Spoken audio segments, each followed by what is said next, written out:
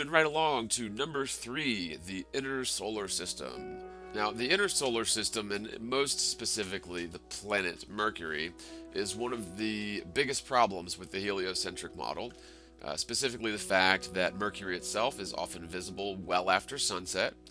Now, this may not sound very impressive at first, however, basic geometry and a dash of common sense prove that the so called planet Mercury should never be visible after sunset from anywhere on Earth. Besides possibly one of the poles during its respective summer, but even then it would be highly unlikely to view Mercury after sunset, as it is allegedly 137 million miles away from the Earth at its furthest and 47 million miles away from the Earth at its nearest. Now, much like the orientation of the crescent moon, the hypothetical orbital path of the planet Mercury would necessarily be positioned in alignment to the day side of the Earth as a rule, with zero exceptions.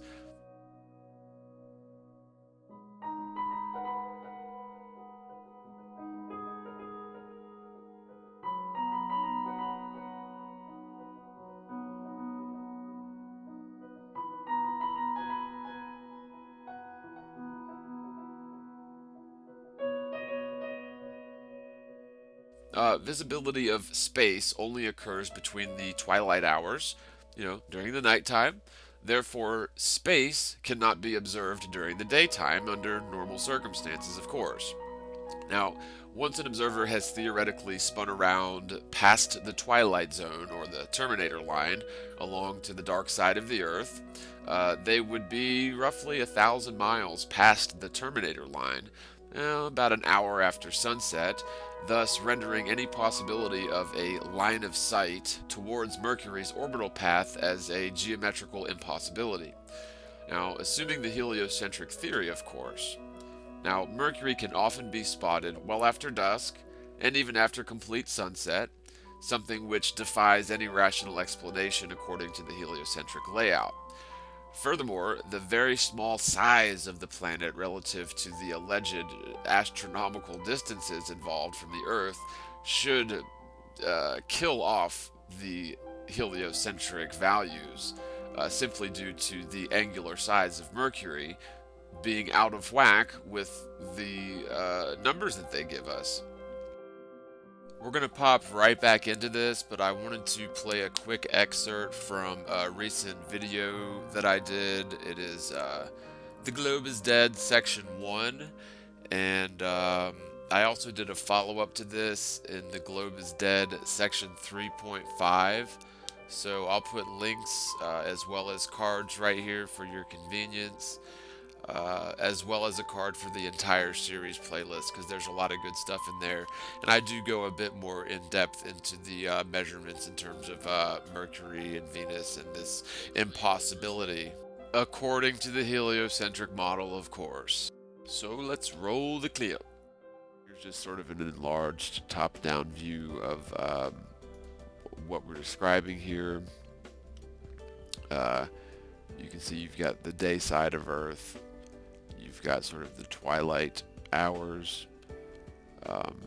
I would say that the sun gets a 30-minute boost, I don't know, from the atmospheric refraction. So 30 minutes after sunset would be somewhere around in here. And again, your line of sight is going to be a tangent. That's actually giving it some credit there. It should be a wider angle going that way. But your line of sight is going to be a tangent to that curve. And just to put this in a little bit better perspective, there's no way to show how small a person would be looking, off into space from here, trying to see Mercury or Venus. But just to give you sort of an idea, since this is a sphere, there's a little guy, but not that little guy, the other little guy. No, not him. The littler guy, no, the littler guy. No, the littler guy, so this doesn't even begin. This would be like where the ISS is.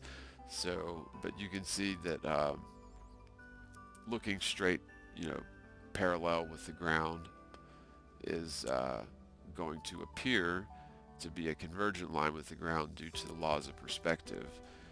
However, in order to see, stars over the horizon, you're going to have to look up, so, a few degrees up. You're not going to look down towards the ground. You're not going to look directly at the or parallel with the ground, because again, your line of sight converges with the ground.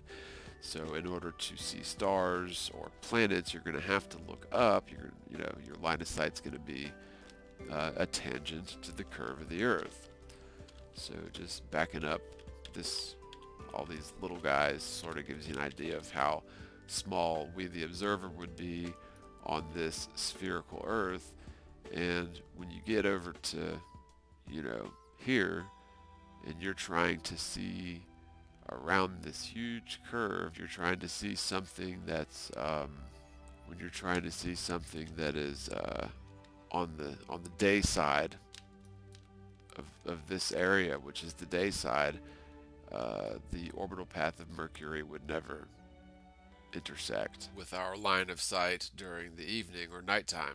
Now, again, when Venus is at its closest, it would be at high noon. And when it's at its furthest, it would be at high noon on the opposite side of the sun, right? Same thing goes with Mercury. When it's at its closest, it would be at high noon. And when it's at its furthest away, it would be at high noon, but on the opposite end of the sun, so you'd never see it. And not to mention, this orbital path would never converge with your line of sight from the Earth. At night, of course. So with that brief excerpt out of the way, given the purported size of Mercury and the alleged distances, even at its nearest, the angular size of that object would be way too small for the human eye to discern, especially when you're dealing with indirect reflected light. We'll get into that in a minute. Now, they claim that Mercury's orbital radius is about 35 million miles on average, while the Earth is, of course, supposedly orbiting the Sun at a distance of about 93 million miles, more than double the orbital radius of Mercury. Just for a little bit more background in terms of the heliocentric model's assertions in terms of Mercury, it is allegedly about 3.4 degrees offset or misaligned from the ecliptic plane. And so in this diagram, you can see the little Earth on both sides of the sun representing, two opposing seasons, and that line in between would be representative of the ecliptic plane, or the single plane around which the Earth orbits the sun, allegedly. And you can sort of see the red line, the short red line in the center going through the sun, representing the approximate orbital radius of Mercury, as well as the 3.39 degree offset from the Earth's ecliptic plane. Now, this next slide that you see just sort of shows the sun's path relative to the ecliptic, as well as the alleged orbital path of the planet or wandering star Mercury. So what's going on is the sun is traveling in a direction contrary to that of Mercury and the Earth. But just looking back at this first diagram a little bit better, because the sun's path, that'll come in a later section in terms of orbital mechanics. But back to this first diagram, it shows that the divergence from the ecliptic in terms of Mercury is not all that great. So you can more or less say that Mercury would be aligned to the Earth's ecliptic plane, more or less, for the majority of the time, humoring the heliocentric model, of course. So what this means is that you really can't make the argument that you could somehow get a tilted Earth view of Mercury during the northern summer solstice at midnight or whatever. I don't know.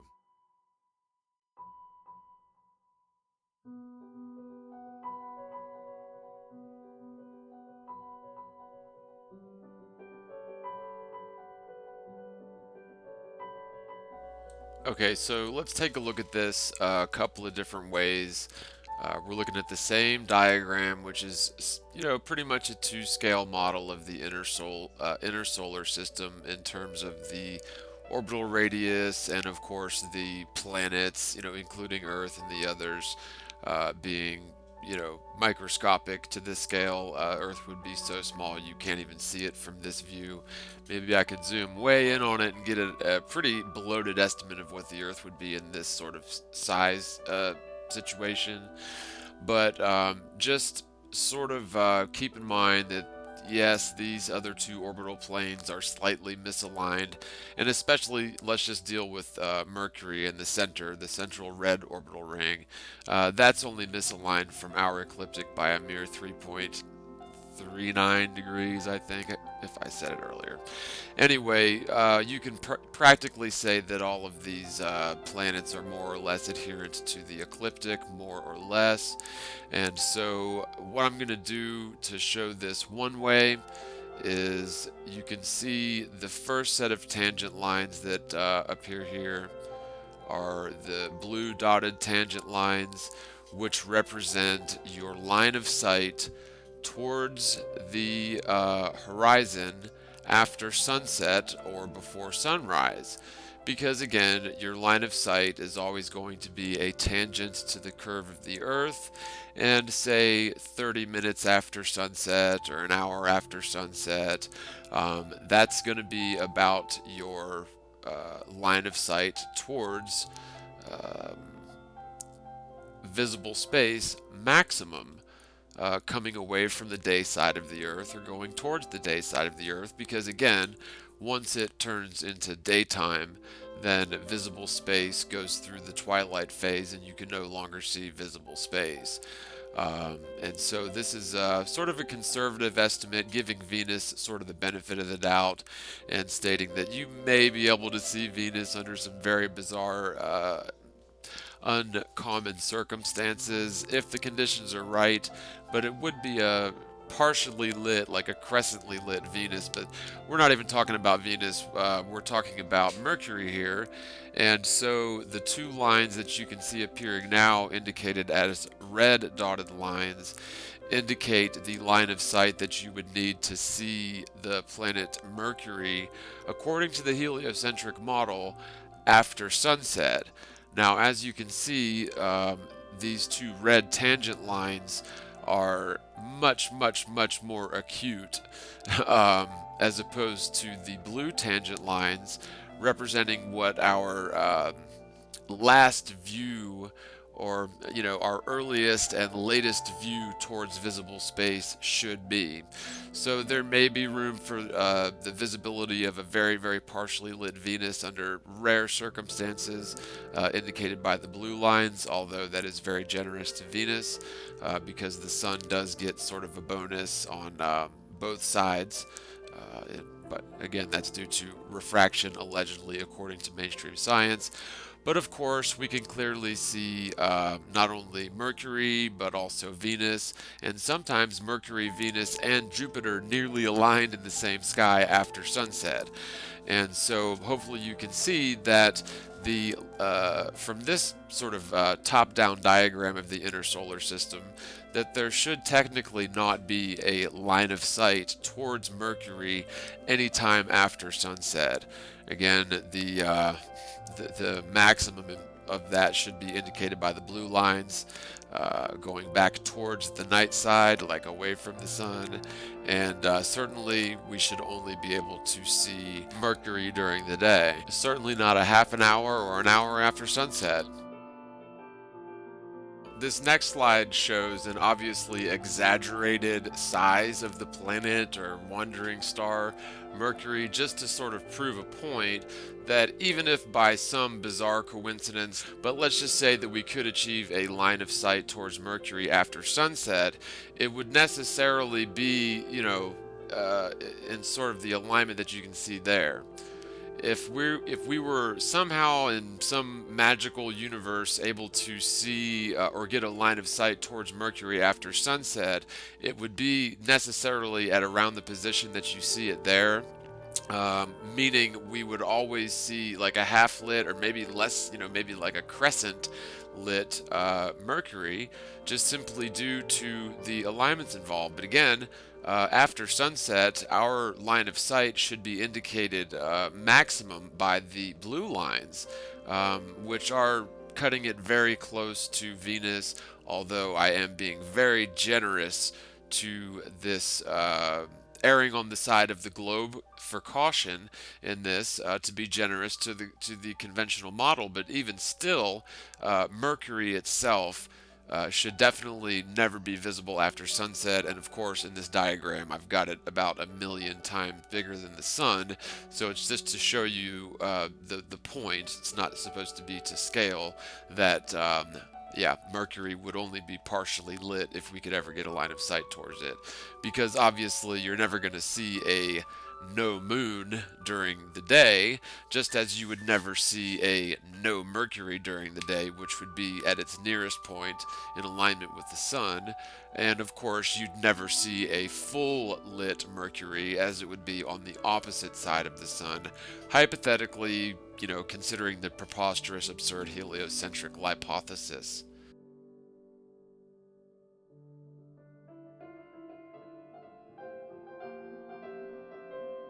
And finally, the last slide, just to give you an idea of what the day side of the Earth would be as opposed to the night side of the Earth.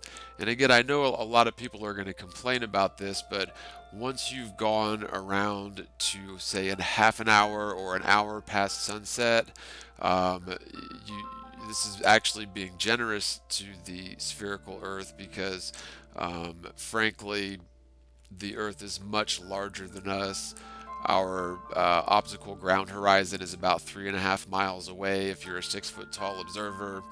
And humoring the heliocentric model, once you've gone around that curve of the Earth, even for an hour, you've gone around over 1,000 miles over a curve, which indicates to 135-mile vertical descent facing away from the planet Mercury and Venus. And so hopefully that cleared it up a bit, although I do have a couple of other slides that I want to show to drive the point home in terms of especially the planet Venus and how its visibility after sunset clearly disagrees with the heliocentric model. We couldn't possibly see the planet Mercury after sunset according to the very heliocentric model, yet we can see it quite frequently.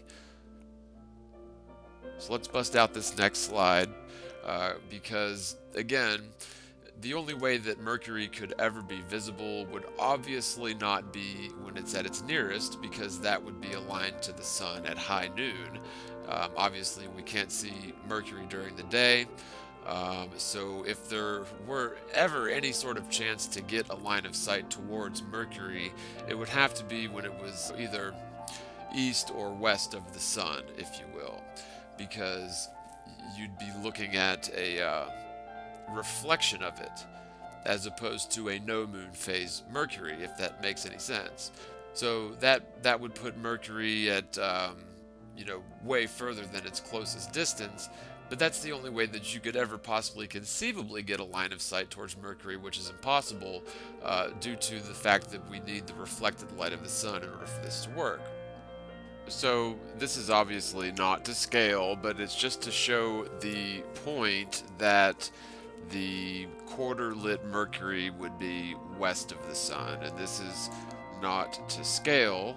However, it would be a very difficult thing to do to scale, especially given the size of the alleged spherical Earth and the alleged distance to Mercury and the Sun. But this just sort of gives you an idea. If you're looking, up towards the Sun at noon, then Mercury would be roughly in that position, maybe a little higher or lower, and maybe a little further off to the left.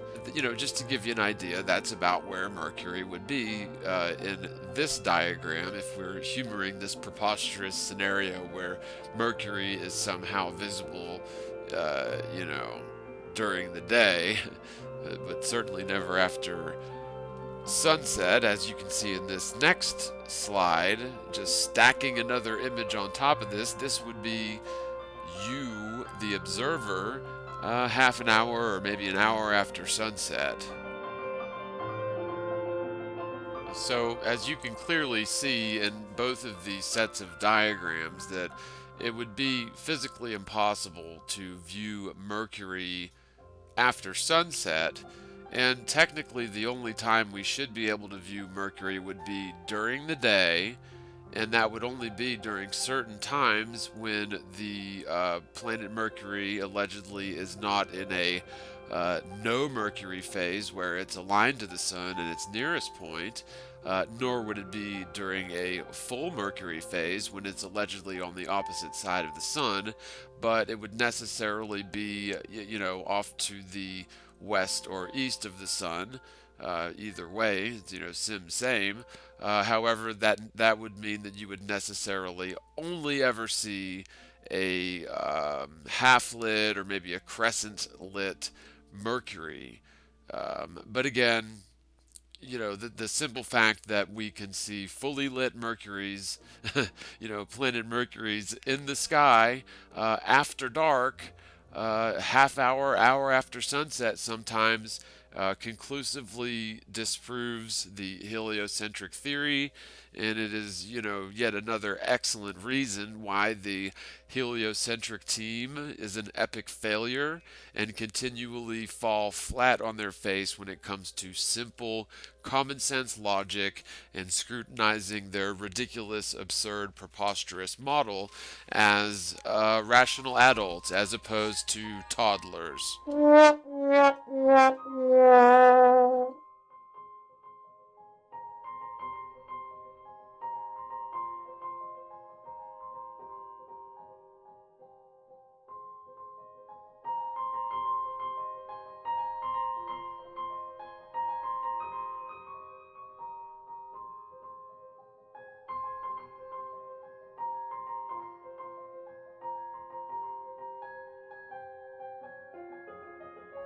Now, the knee-jerk, brain-dead reaction to this inconvenient fact is one of the most disheartening forms of cognitive dissonance you can expect to encounter in your experience as a vocal proponent for the truth about flat Earth. Instead of considering the geometrical configuration of our hypothetical solar system logically and the implications of such observations of Mercury in the night sky, which is geometrically impossible according to the model, people will generally refuse to consider the evidence logically, vehemently defending their belief system using totally irrational, self-reinforcing fallacies along the lines of, well, we can obviously see Mercury after sunset, and I know the Earth is a spinning sphere 8,000 miles in diameter orbiting the sun, therefore it must be possible to see Mercury after sunset from the spinning sphere globe. From the spinning globe Earth. Duh. This sort of logical thinking is a big problem for most people looking into flat Earth because it's almost impossible to look at the raw data objectively without juxtaposing, heliocentric values into your thought processes, or without assuming that the Earth is a sphere no matter what. That's what people tend to do. They will assume that the Earth is a sphere no matter what.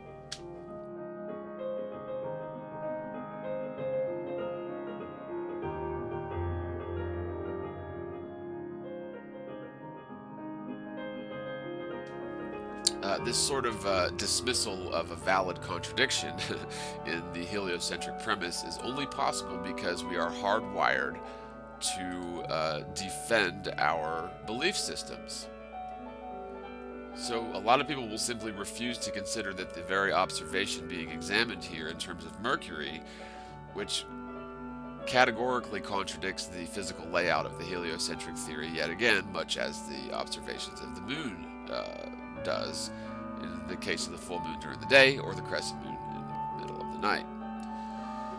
Mercury could never possibly be positioned in such a manner where it would be visible after the sun has set, as our line of sight will always be a tangent to the curve, hypothetical curve of the Earth, meaning that the ground itself should act as an impenetrable obstacle to our line of sight towards space, completely obscuring the inner solar system after sunset.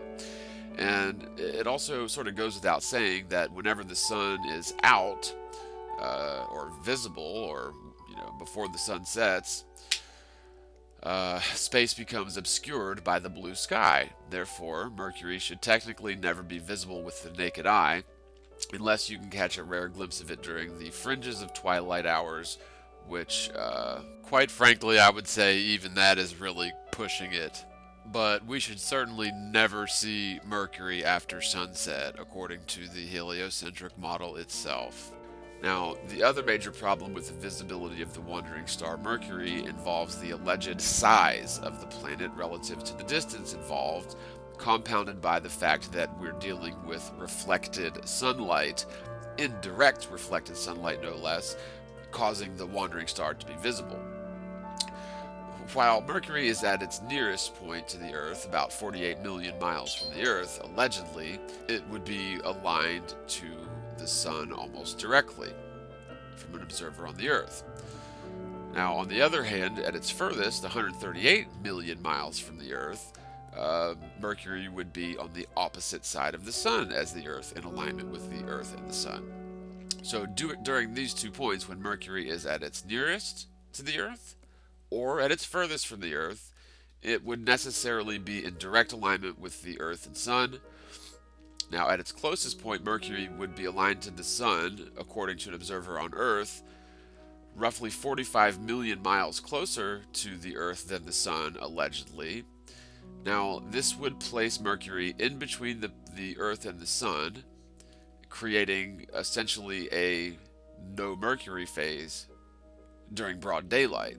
So you would certainly never be able to see Mercury at its closest, because there would be no reflected light possible, since it's in alignment with the Sun, and it would be aligned to the day side of the Earth, so never could see it at its closest, period. Now, on the other hand, at its furthest point, Mercury would be on the opposite side of the Sun, roughly 45 million miles further than the Sun, in direct alignment with the Sun, according to an observer on the Earth. It would be a full 138 million miles away, with the Sun directly in between us and Mercury, allegedly. So, in neither of these cases could Mercury conceivably be visible after sunset, since the planet would be aligned to the Sun in both cases, more or less. When at its closest, Mercury should be in between the Earth and the Sun, preventing any chance of sunlight to conceivably reflect from Mercury's surface towards the Earth, much like the no-moon phase is allegedly caused by the moon being in alignment between the Earth and the Sun. Similarly, Mercury should experience a 0% lit phase while it's nearest to the Earth, aligned to the Sun, and would only be fully lit according to an observer on Earth when it is on the opposite side of the Sun. Ergo, the only possible way you can even attempt a line of sight towards a full lit Mercury would be if you could travel through the Sun and then look at Mercury. The only way you could attempt a line of sight towards Mercury after sunset, which is, of course, physically, geometrically impossible, assuming the Earth is a sphere, but, just for shits and giggles, you would only ever get a partially lit planet during a portion of its orbit relative to the Earth when it is in a less than half-lit phase, placing Mercury at maximum misalignment to the Sun. And, of course, this diagram here just sort of gives you an exaggerated example of what Mercury should look like if you could possibly catch a glimpse of it, say, during twilight in some freakish circumstance. If you could get a line of sight towards Mercury after sunset, it would necessarily be a crescent object, if it's, humoring the heliocentric model, of course. So just wanted to put that sort of exaggerated example so you guys could see what I mean. So, of course, there's no possible way to theoretically achieve a line of sight towards even a half-lit Mercury, where it's at its extremities of its orbit relative to the Earth's alignment with the Sun. So you couldn't achieve that line of sight towards a half-lit Mercury after sunset on the spherical Earth model. Now, apparently, fully lit instances of Mercury well after sunset serve as an excellent proof against the notion of a heliocentric model, where Mercury is supposedly orbiting the Sun on a tighter course compared to the Earth. In reality, the wandering star Mercury certainly cannot be seen with the naked eye during the day at its closest point, as it couldn't possibly be in a position to reflect sunlight, nor could it be visible at its furthest point or at its fully lit stage, according to an observer on Earth, because the fact that the sun itself should be directly in between the Earth and Mercury, as well as the daytime sky blotting out the stars and the wandering stars, which leaves only the extreme half-lit phases as the only remote possibility of instances where Mercury could be visible after sunset, although, again, a line of sight towards that would be unachievable after sunset from a spherical Earth. In order for Mercury to be fully lit, according to an observer on the Earth, it would necessarily be placed on the opposite side of the Sun, rendering any chance to view Mercury completely impossible during both day and night, as you certainly cannot see something above your head during the day, when it should be past the Sun over 130 million miles away, nor could you see it in the night sky when it should be millions of miles beneath your feet through thousands of miles of the hypothetical curved Earth sphere. Even in some freakish, impossible scenario where the planet Mercury could be fully lit at its closest point, the minuscule angular size of the object should render it far beyond the point of possible visibility to the naked eye. Again, at its nearest point, Mercury is allegedly about 48 million miles away and has a diameter of nearly 3,000 miles, allegedly, which means its angular size would be microscopic, according to an observer on Earth. And of course, it would not be reflecting any sunlight, so you couldn't see it anyway. Now, but if you believe that you can see an object smaller than the Earth from 48 million miles away with the naked eye, then you really need to think this through, because our eyes are only capable of distinguishing a fraction of a degree in terms of angular size, and frankly, a 3,000 mile object 48 million miles away would be way too small in angular size to see, even if there was reflected sunlight in that situation, which there obviously couldn't be. In truth, the only way that one could even come close to a viable attempt to achieve a line of sight towards Mercury after sunset would be during a phase when Mercury is at its furthest from its alignment to the Sun and the Earth, although the line of sight towards Mercury's orbital path should still be physically impossible to achieve, according to the very geometrical layout of the heliocentric model. But again, for argument's sake, we'll assume that a line of sight could be somehow achieved towards Mercury after sunset, which again is absolutely impossible, but we're just, doing this for shits and giggles again. That would place it necessarily at a point in Mercury's orbit when it's towards either extreme misalignment to the Sun and the Earth, according to an observer on the Earth. Now, this is, of course, due to the categorical impossibility of achieving a nighttime line of sight towards Mercury at its furthest and nearest points from Earth, in alignment with the Sun in both instances. Now, if the two extreme half-lit phases of Mercury could somehow be viewed from the night side of the Earth, then the angular size and intensity of the light would be diminished, inhibiting factors in terms of visibility, as well as the distance being considerably further than the 48 million miles away, allegedly depicting its closest point. In fact, Mercury would probably be closer to about 85 million miles away when it's at the sort of half-lit phases or extreme divergence from the Earth-Sun alignment. So, again, if you believe that you can see a partially lit, indirectly lit object, which is only 3,000 miles in diameter, from about 85 million miles away, there is a flaw in your understanding as to how our eyes work and the limitations in terms of angular size, which defines the smallest apparent angular size we can discern with the naked eye.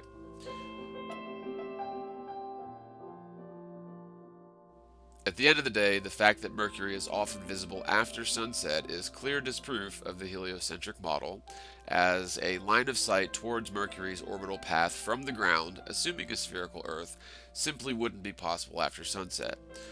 Even in the event that a line of sight could somehow be achieved to Mercury, it would be about 85 million miles away and only partially and indirectly lit, meaning it couldn't possibly be visible from Earth, even if you could get a line of sight towards it, which, according to the heliocentric theory, you really shouldn't be able to get a line of sight towards Mercury after sunset, yet we can, which is why this is one of the top 5 epic failures of the heliocentric team, just based on simple geometry and logic. Now, there are a few factors at play here, including how sunlight supposedly behaves in the heliocentric model, essentially providing the sun with a slight boost beyond the twilight zone as a rule, since the sunlight is alleged to curve around the Earth a bit due to atmospheric and theoretical gravitational lensing. So, to summarize, the inner solar system is one of the best pieces of evidence against the heliocentric model, simply because we can view Mercury especially after sunset. The fact, and hopefully, this isn't lost on anyone. If it still doesn't make sense, maybe watch through it again.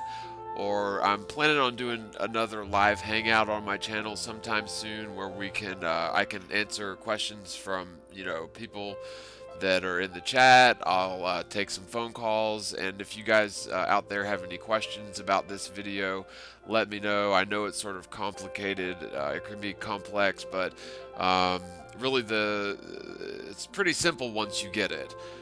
The fact of the matter is that night and day are obviously, according to the heliocentric model, are obviously opposite ends of the sphere. The daytime side of the sphere is obviously pointing towards the sun with nice blue skies that prevent you from seeing the stars. And of course, on the other hand, you have the nighttime side of Earth, assuming it's a sphere, where you're pointed away from the sun and you can see all the pretty stars. And what this means is that, again, this is just sort of summarizing this point, that the inner solar system, especially Mercury, couldn't possibly be visible after sunset for a variety of reasons. And again, even if you could somehow get a line of sight towards it after sunset, it would be like a crescent lit Mercury, thus diminishing its angular size. And so the cherry on top of this is the fact that they claim that an object which is only 3,000 miles in diameter, which is, less than half the size of Earth, they claim that that object is visible from, minimum 47 million miles away, but we already discussed how that couldn't possibly be the case. So somewhere around, 85, maybe closer to 90 million miles away, that's how far Mercury would need to be, even if you could, I don't know, somehow get a line of sight towards it after dark, which again is indeed impossible. But you just have all of these issues that come right along with the inner solar system, especially in the case of Mercury, which is really sort of the poster child for impossible occurrences if we're to assume a heliocentric model. Again, this is simple geometry.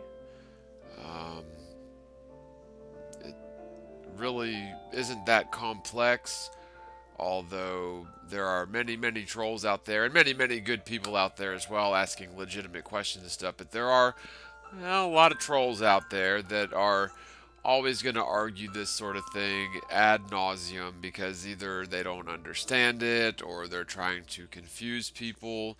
I would just urge anyone to do your own experimentation in terms of, well, whatever, flat Earth, the stationary Earth, the lack of infinite space, the lack of evidence for a Big Bang, the lack of evidence for evolution, the lack of evidence for the heliocentric model, the lack of evidence for Earth curvature, the lack of evidence of orbital velocities, and, with the abundant, literally never ending mountains, an entire world full of evidence that we've always lived on that quite clearly and self evidently isn't a spinning sphere. Um, and I know that flat earthers get picked on a lot by pseudo intellectuals trying to fit in with the herd, but frankly, flat earthers, many of them are amongst the smartest people I've ever met. Flat earthers have figured something out so important that they're willing to risk their reputations, willing to risk their jobs, perhaps even risk their lives in order to get this truth out. And instead of, the self-proclaimed scientific minds of YouTube land, instead of debating us on the points, they will use ad hominem attacks and use troll accounts and try to stir up drama between flat earthers. And let's not forget, release just absolutely worthless, nonsensical flat earth videos that are intended to confuse people by throwing in maybe a little bit of flat earth truth, but then mixing it in with 90% just garbage, hogwash. And that's sort of where we've been at for the last, at least, I don't know, 150 years or so. But times they are a changing, because flat earth is really exploding in the last couple of years. It is burgeoning. This is a topic that more and more people are becoming familiar with, and frankly, it warms my heart to see that it's come this far, because myself and many others have worked very hard in spite of a lot of really quite adverse consequences. We've worked very hard to get this information out in such a way that people can understand it and share it. And I'm very, very pleased with the way that things have been going for the last couple of years in terms of flat Earth and how many people are catching on to it. And I think that it really only can get better and better and better from here. The truth will never die. There's definitely enough people with a firm understanding about the nature of the world, the true nature of the world.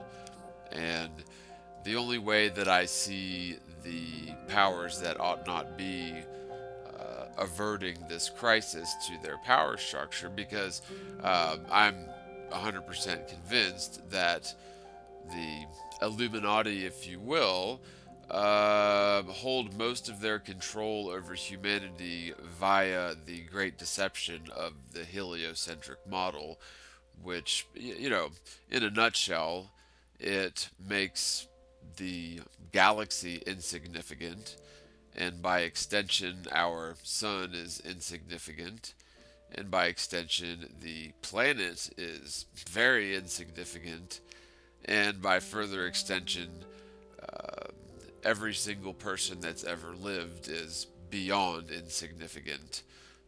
Like, there isn't even a word for how insignificant we all are, according to the heliocentric sort of Copernican theory. And so, with this truth about flat Earth and the fact that There is no infinitude of space filled with Jabba the Hutt and Luke Skywalker and Captain Kirk and Drunkle Buzz Aldrin.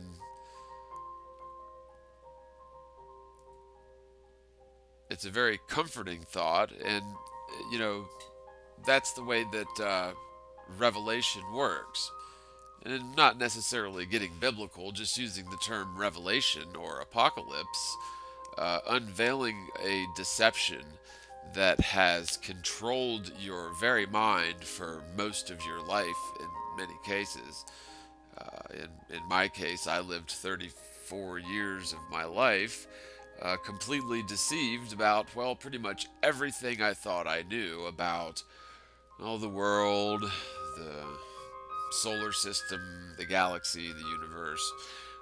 All of that theoretical nonsense has been so utterly disproven. I would almost be ashamed of myself for falling for such a really silly ruse involving a spinning spherical Earth.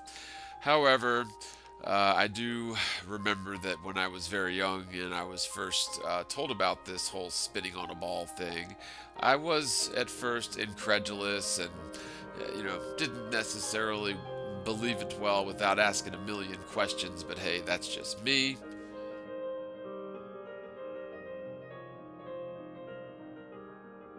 The point is there's no reason to be ashamed of being deceived. There's no reason to be ashamed of being fooled.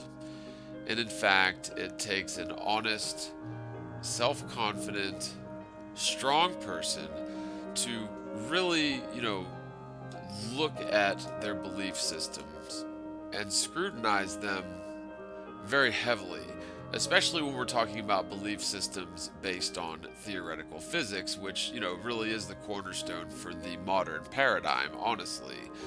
I guess you could sort of say a microcosm of this sort of thing in an analogous form would be something like a, sort of a more common, less volatile or less controversial belief system that you really love football and your favorite team is the Washington Redskins. Um, Now, I enjoy watching a football game now and then myself, but if you actually think about, why exactly is it that you are a fan of the Cowboys or the Redskins or whatever the team may be? It's insignificant, right? But if you analyze that and you realize that the people on that team don't know you and you spend a lot of money paying for tickets to go see the game, and even if you watch it at home, you get inundated with advertisements, which, on a subconscious level, they obviously do work to get people to buy things. Otherwise, they wouldn't spend billions of dollars a second or whatever, $1 million or $50 million for 30 seconds on the Super Bowl or whatever. They wouldn't pay that much money. Large corporations wouldn't pay that kind of money just on a whim for no reason. So, there's definitely something to these TV advertisements. And so, I guess what the point is if you actually rationalize your love of professional football and your love of the team that you like, most people will say they like the team that they like because either A, they grew up in the city where the team's from, that's probably the most common, or B, their parents grew up in the city where that team's from. And so, football teams are often passed from father to son, and sometimes you have family rivalries. Like in mine, I can remember a few family members who were, and this was years ago, were Cowboys fans, and some of them were Redskins fans, and some of them were Miami Dolphins fans, and this was even before the Jacksonville Jaguars and the Carolina Panthers expansion. So this was quite a while ago. I really don't watch football much anymore. But the point is you know, half the time people like a team because that's the team that their parents and their grandparents liked, and there's no real connection. I actually played football for 3 or 4 years, way back in the day, and I felt a connection to the team that I was on, but I've sort of felt vicarious connection between football teams or basketball teams or whatever. Although, if you really analyze that sort of idol that you have in your life, it is sort of an unhealthy thing. I mean, I don't know. At least it's an unnatural thing. I mean, who would really go? I mean, if you break this down to the basics, who would pay? I don't know, how much does a basketball ticket cost? $100? Is that probably a lot? Who knows? Let's just say it's $100 to go see a game of basketball. Um, who would really pay $100 to go watch? I don't know, a couple dozen men throw a ball into a circular hoop and run back and forth for a couple hours, continuously throwing a ball into a hoop. By the way, most of these guys make millions of dollars per year, and people pay money to go see that. Um, Nothing against sports or anything, but the point that I'm trying to make is that if you analyze certain behavioral patterns that we're all guilty of, I'm guilty of a lot of this stuff too. Um, Even normal, socially acceptable, and socially encouraged things are often pointless wastes of time that are going to cost you money, which you're free to spend your money on what you want. Oh, and by the way, here's another one. Have you ever paid money to go see a football game where your team lost? Wouldn't it be nice if you only had to pay if your team won? That'd be something, right? But anyway, even if you don't go to the game, they get you with the advertisements, and so your purchasing habits may be altered as a result of watching the game every weekend, or all the games all weekend, and then the college games, and etc. etc. But nothing against sports. The point is you can you can look at pretty much everything superficial in life this very same way. Another big one in this same sort of regard is money itself, fiat currency. You're dealing with worthless pieces of paper that are backed by no real valuable commodities such as gold or silver. The United States dollar, and I've talked about this before, I know, so I'll be quick with it, but the United States dollar is, well, they call it the petrol dollar because all petroleum is priced in US dollars. Furthermore, for many, many years, the US dollar has been the world reserve currency, although there are countries that are, if not have already done away with that, are in the process of it. And this is obviously because the United States is, well, not the United States, the Federal Reserve Bank is creating money out of thin air, loaning out money that doesn't exist at interest, allowing members FDIC branch banks to loan out at least 10 times more money than they have on deposit, meaning they're also creating wealth out of thin air. So you have this sort of inflation just built right into the very bowels of our economic system. And of course, the issuance and valuation of our currency was strictly intended for Congress and was never supposed to go into the hands of private central banks. Even Andrew Jackson and others were aware of this, and yet here we are, 2017, over 105 years, I believe, Yeah, because they signed the Federal Reserve Act, I think, in was it 1913? I want to say. Anyway, it's been 100 years and some change, whatever. But yeah, the Federal Reserve Bank is not federal and it holds no reserves, and yet they hold the sole responsibility without any oversight, without any auditing. They actually obviously pull the strings of the government. Um, they're responsible for devaluing our currency over the last 100 years to essentially anywhere from 2 to perhaps 5% of its value over just a short 100 years. And um, we've been scammed, we've been had. Um, that value doesn't just disappear.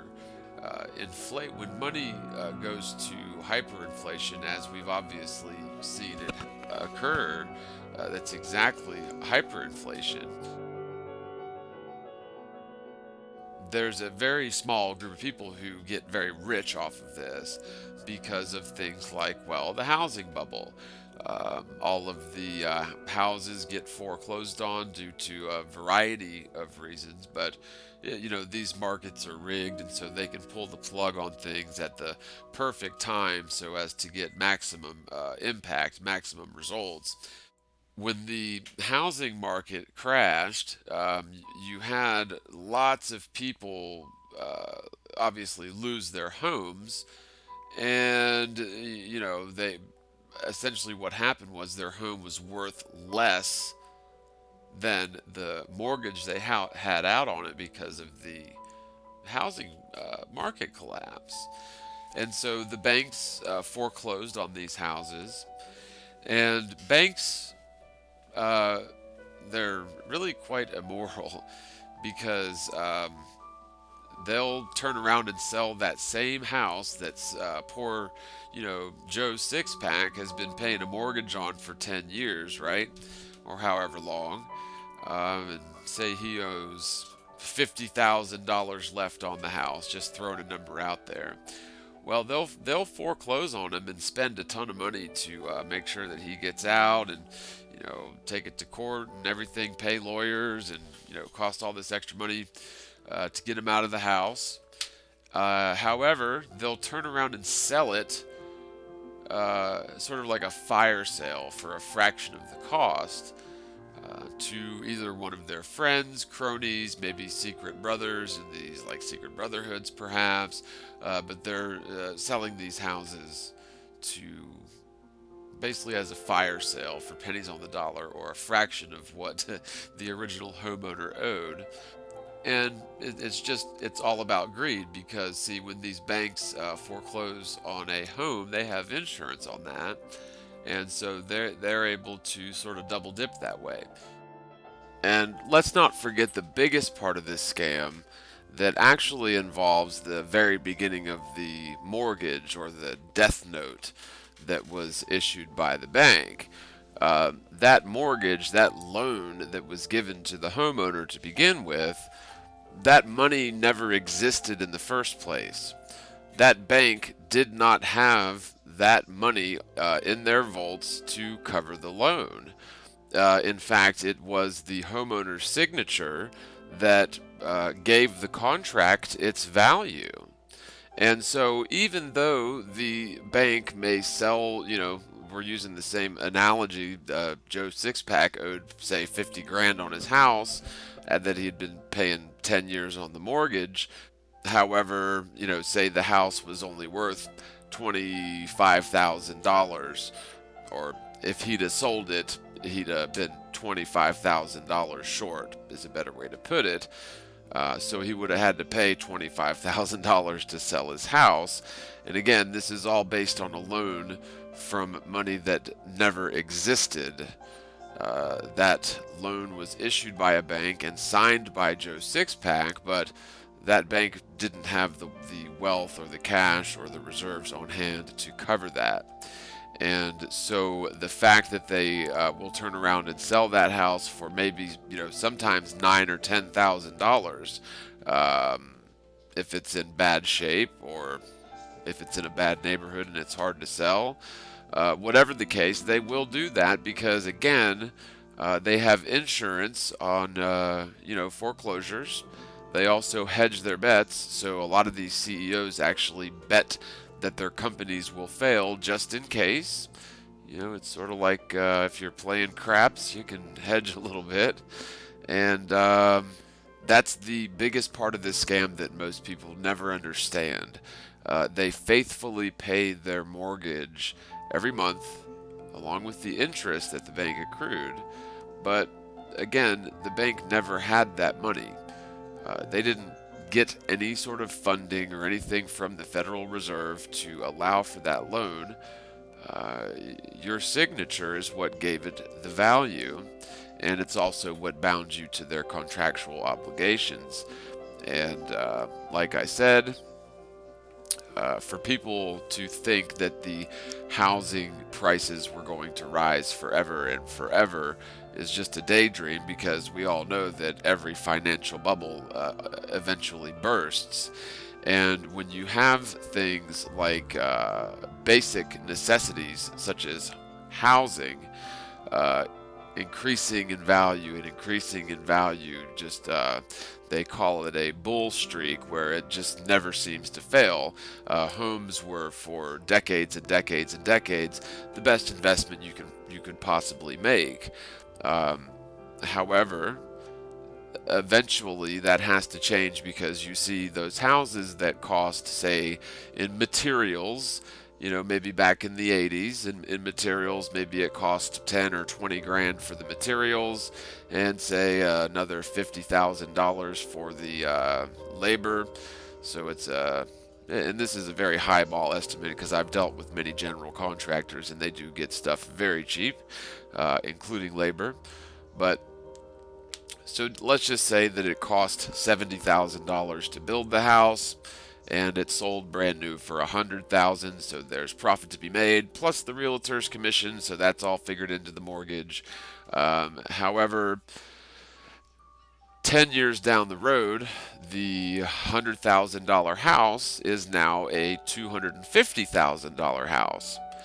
Now, mind you, no products or services or anything of value was gained between 1980, when the house was built and sold for a $30,000 profit at $100,000, just in this hypothetical situation. But 10 years later, and this happened a lot in Florida especially. I don't know much about other states, but I know Florida was a really great place to invest in properties. That $100,000 house may have gone up to $200,000 or $250,000. California is another good state. Houses were just great investments. But again, what's going on here is wealth, imaginary wealth, prospecting, speculation on what the value of a home will sell for is not money, right? Although you can build equity in a house, and that house can gain in property values by several different means. There's lots of different ways that houses gain in property values, and typically houses do gain in property values. But again, you can't give yourself a blood transfusion from one arm into the other and spill half the blood in the process. And that's sort of what's going on when you have the housing market perpetually raising in value under most normal circumstances for decades and decades and decades without fail. This housing bubble that was eventually going to burst, and it was obviously burst under controlled sort of demolition via the balloon mortgages and the adjustable rate mortgages and the predatory lending and the just all around corruption in the real estate business and the federal regulations thereof during the Obama administration.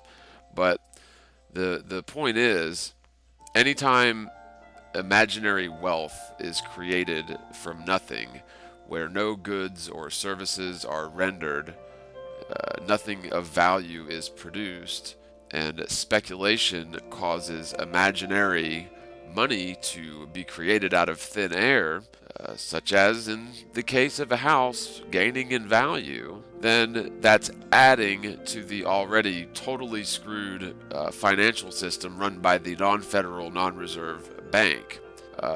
Which, again, they create wealth out of thin air and just print money and add money into the digital currency, world in the cloud or whatever, perpetually. And this increasingly lowers the value of the dollar to the point since the, say, 1900, the dollar has lost anywhere from, well, it's got about 2%, maybe up to 5% of its value from just over 100 years ago. And of course, the non-federal, non-reserve bank was supposed to have prevented inflation, yet they are the very root cause of inflation by inventing money out of thin air, loaning it to the government at interest, which the government backs their loans, or the collateral for their loans is actually our tax dollars.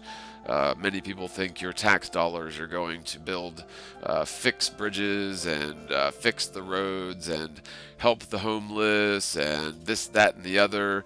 But in fact, our income tax dollars don't even begin to scratch the surface on the interest payments alone. We've allowed ourselves to get into so much debt with the non-federal, non-reserve bank, when technically they don't have the constitutional right to print or issue the value of our currency. Yet that's exactly what we've allowed them to do. And now President Donald Trump, the man of the people, the WWE Wrestling Hall of Famer, has filled his presidential cabinet with so many Goldman Sachsers and so-called elite banksters. It's just ridiculous. But, this wasn't about Donald Trump. This was actually about wrestling, as another example of one of these sort of total falsities that people get drawn into. And no offense to anyone that's a fan of wrestling.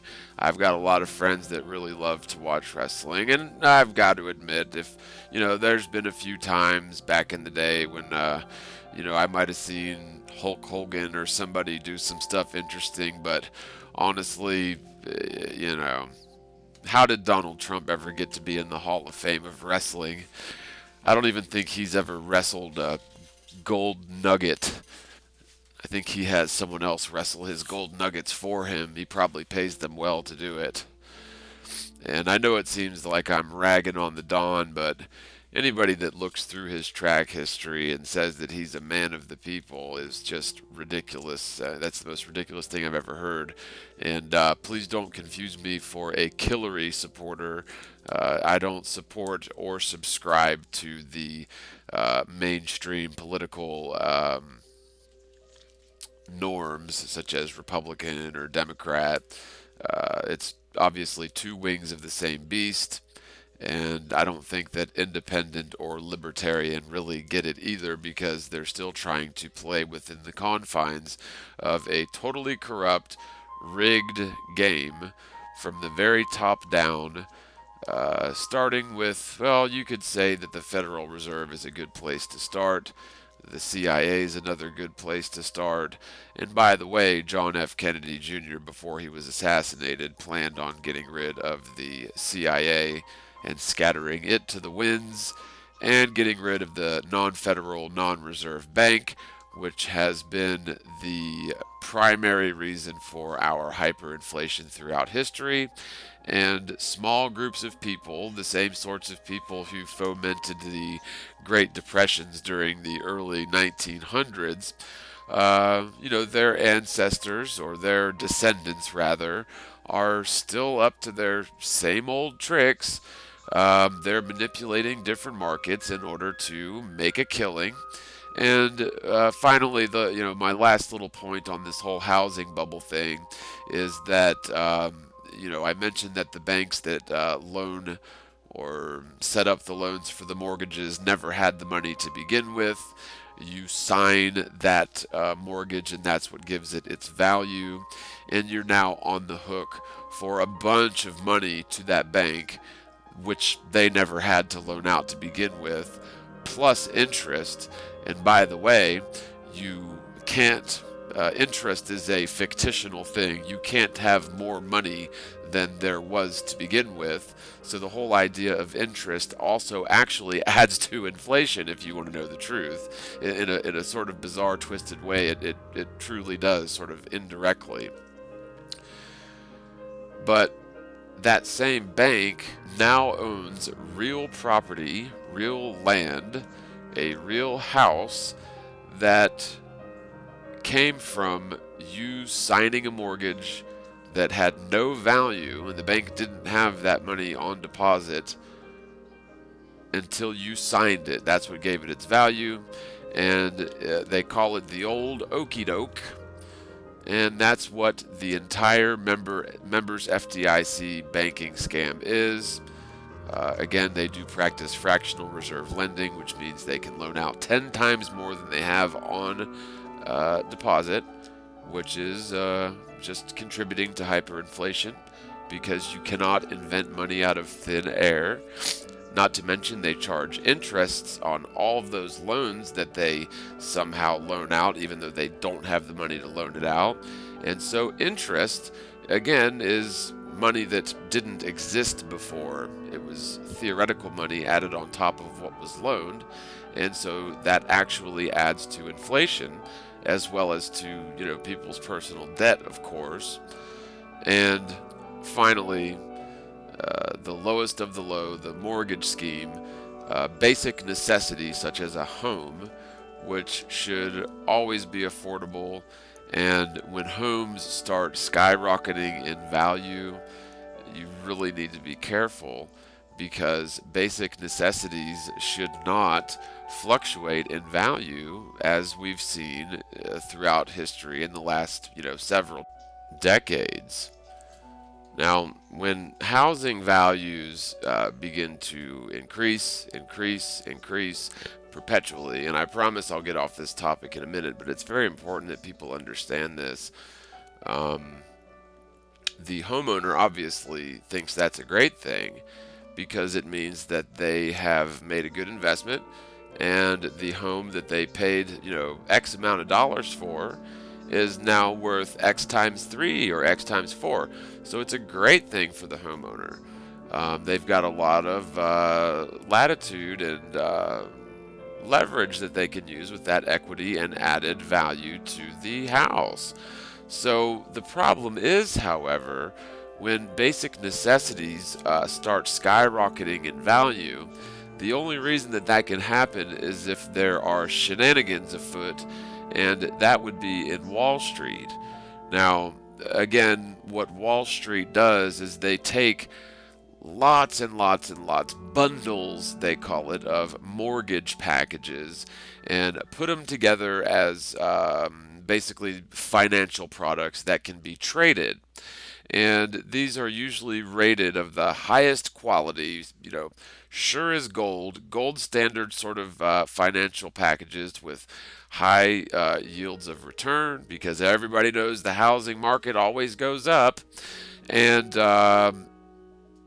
very low risk, because for the most part people pay their mortgages.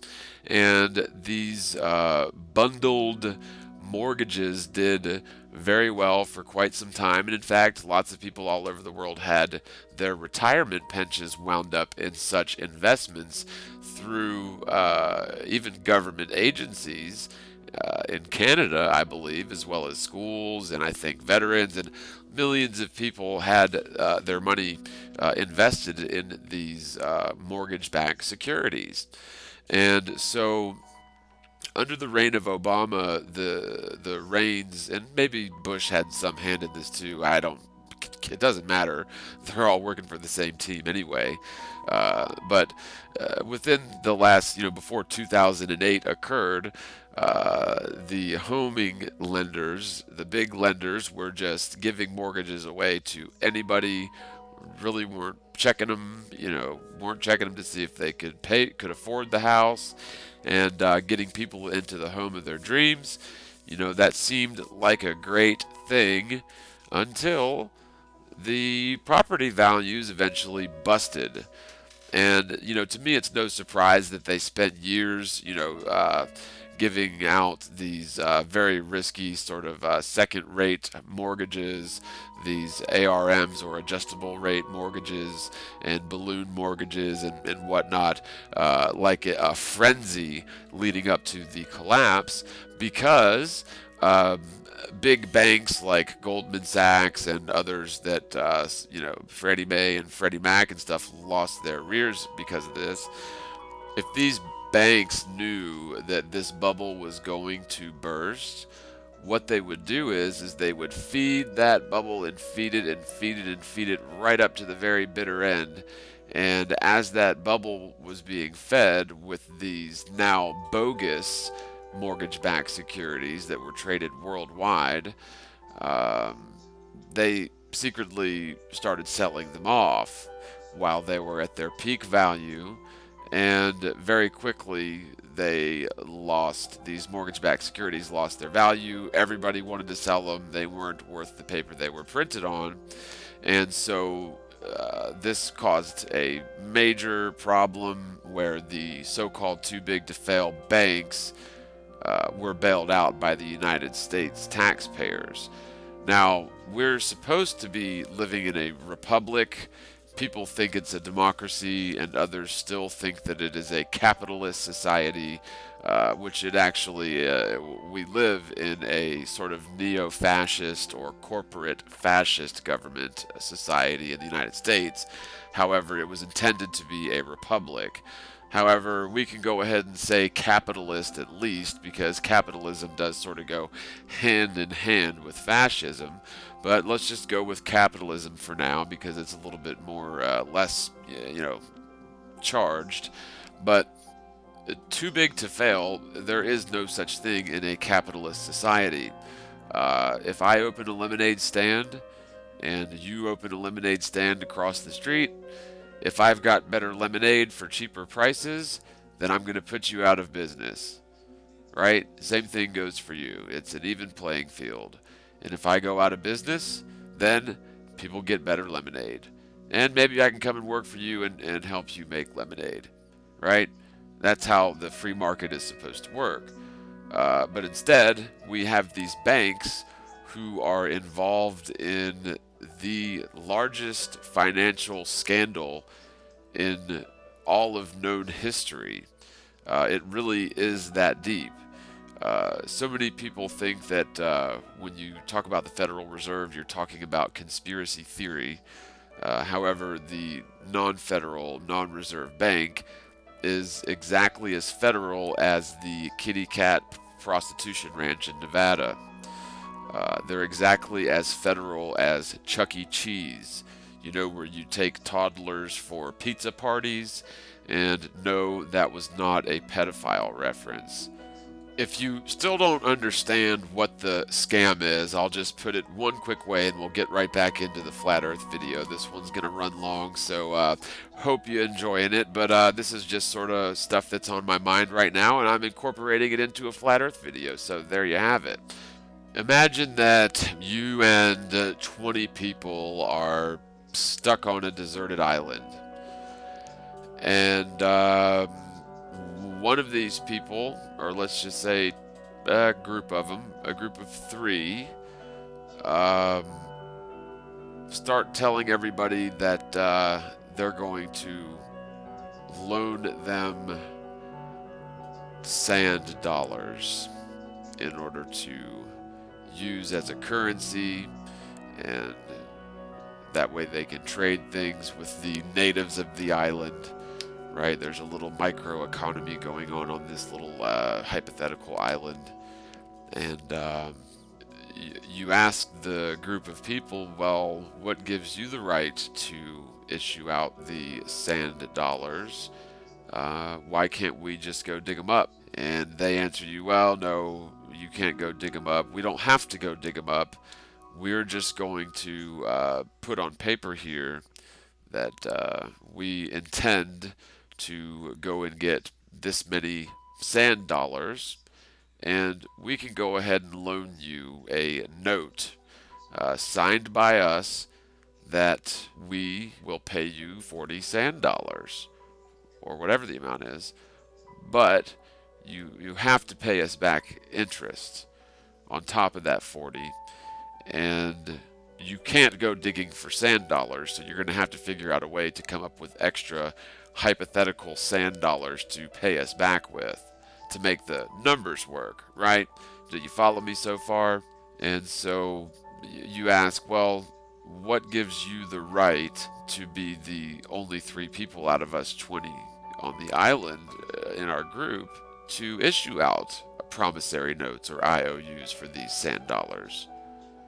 And they tell you, well, they had a committee meeting while everyone was sleeping, and it was decided that they would be in charge of the currency for the entire group, and it was settled. And basically, anybody that has any grievances, they will enforce violence upon you. And if you try to get your own sand dollars, they will inflict violence upon you. And if you try to invent hypothetical sand dollars without their permission, without becoming one of their club or member FDI sand dollar, then they will enact violence upon you. And this is very much analogous to, well, Lord of the Flies, but also to the Federal Reserve or non-federal, non-reserve bank and the members FDIC, who are doing pretty much the exact same thing on a smaller scale, I guess you could say, because, of course, the Fed, the non-Fed, non-reserve bank, has somehow hijacked the power back on Jekyll Island, Georgia in 1913 during they did the Federal Reserve Act, signed in secret while the rest of Congress was out to winter vacation singing Christmas carols around the trees. These select group of people, and I'm pretty sure that you had a Rothschild or two, maybe some J.P. Morgan type characters, Rockefellers, the typical guys, right? And several others. But they signed the Federal Reserve Act into law without anyone's consent or permission. And suddenly you have a group of private banks that have the ability to issue and lend currency to our representative government at interest, which, by the way, again, I hope the sand dollar analogy helped you with this, because we can't create dollars. And so in order to pay back interest on top of a loan, then we have to somehow invent money that didn't exist to begin with. And of course, we can create things of value in order to earn money, but it's still interest it's a fictitious way of increasing money hypothetically and getting people to agree to it. So let me get back on point and I'll wrap up this video. We've got a little ways longer, but yeah, I just wanted to get this off my chest because, we've been lied to and scammed about so many things. I hope and pray that this country is able to come back together like we sort of used to be, when people would stick together, and if the government was corrupt, hold them accountable, even if that means holding accountable people in the government that you fancy, whether that's Hillary or the Trumpinator or any of them. They are our public servants, and frankly, if they're doing things like bombing Yemen without congressional approval or oversight, doing proxy wars through ISIS and Al Qaeda, and practicing espionage against the American people, which has been admitted for years. And now it's come out that they're even more in your face, even attached to our TVs, toasters, and smartphones. Anyway, wrapping up on mortgage-backed securities, they had already bundled all of these mortgages together into very large AAA financial products that were poisoned. Um, these sort of investments used to be very safe because for a very long time, most Americans were able to pay their mortgages because we had a good economy for a long time. But with the predatory lending and the drop in the economy, especially after 9/11, trade deals like NAFTA, the jobs getting shipped overseas, more jobs getting automated, more jobs getting virtually shipped overseas to like Southeast Asia, in terms of like, customer service jobs or graphic design jobs, technical jobs that can be done from home or, remotely. A lot of those jobs are going to, Southeast Asia, and I hate to use the phrase, but third world countries is just the vernacular. But this actually brings up a really funny point. Here lately, I don't know about you guys out there, but I've been getting a lot of telemarketing calls from robots.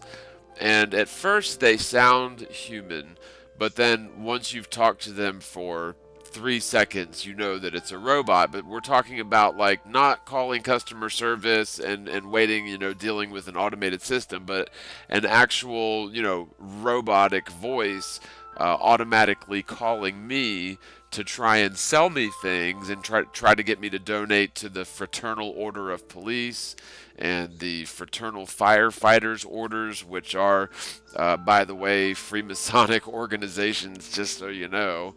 But the point is, it's just another, because I guess a lot of you guys will probably unsubscribe for me now, but I did a lot of, telephone sales and customer service over the phone for many years.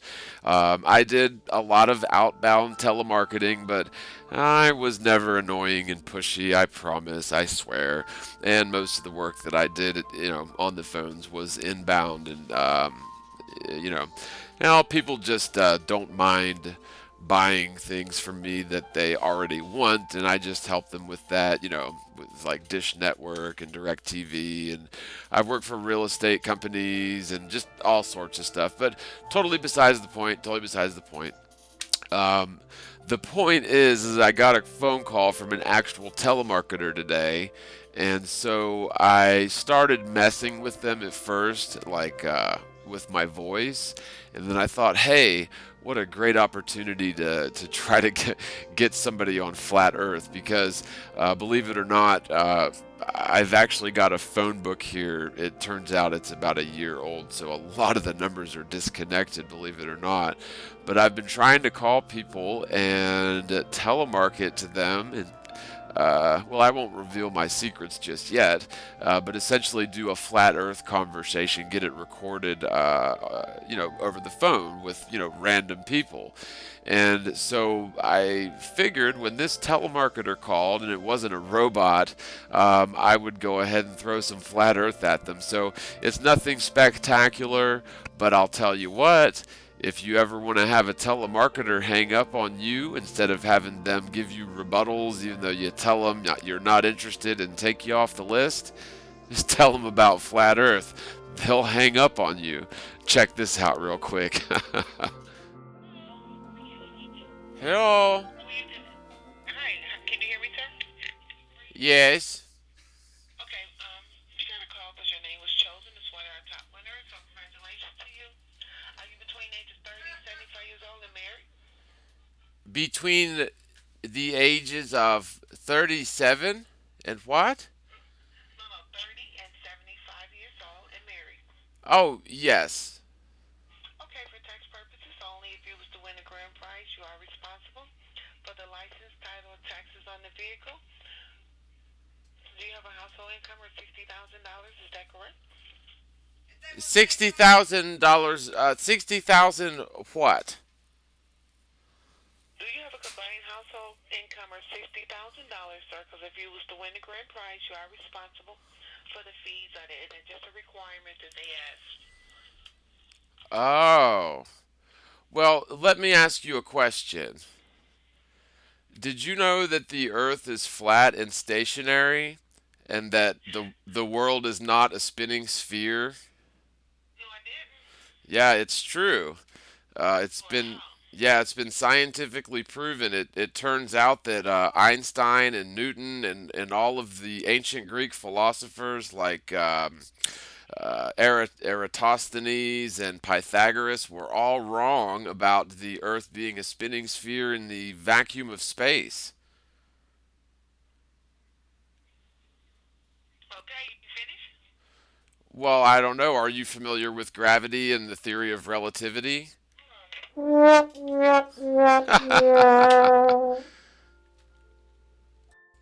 I promise you that every time I get a real live telemarketer that calls me, I'm going to do that again and record it. Every time, because I get a lot of telemarketing calls. I have a home phone, so yeah, silly me. But maybe I'll get one, and I'm going to keep doing outbound calls. I've made like 30 calls, and I've gotten nothing but disconnected numbers, so that was a little disheartening. So maybe I'll try to get some fresh leads and to get some people on flat Earth over the phone. But we'll get right back into the video. I just thought it was funny. I actually recorded that the other day, and it came up in this video conversation, so I had to throw it in there. But not exactly my best work, but that was my first time. Popped my cherry. I'm coming for you, Dell. I'm coming for you, Dell, in your wee logic. Love you, brother. Unfortunately, what one of the contributing factors to the whole housing market crash was people were not able to afford their mortgages. But what's even sick about this is that you had people in the know who knew this was going to happen, placing essentially hedge bets, betting that the mortgage industry would collapse. And so, again, to all those people that lost their homes and lost all their equity and lost their asses, really, um, that that that value didn't go away. It was just redistributed to the banks, and of course they get subsidized by the government, as I already mentioned, for foreclosures, and so they're able to sell the houses for next to nothing, especially if they need, some work. Banks do not want to do work on houses, that's for sure. The ultimate point I was trying to make with that sidetrack and the football analogy was that things that we feel are extremely important and of the highest value are worthless scams. And that can apply to, like I said, the monetary system, which is a fiat currency and actually is a spell, which is worshipped by most people, unfortunately.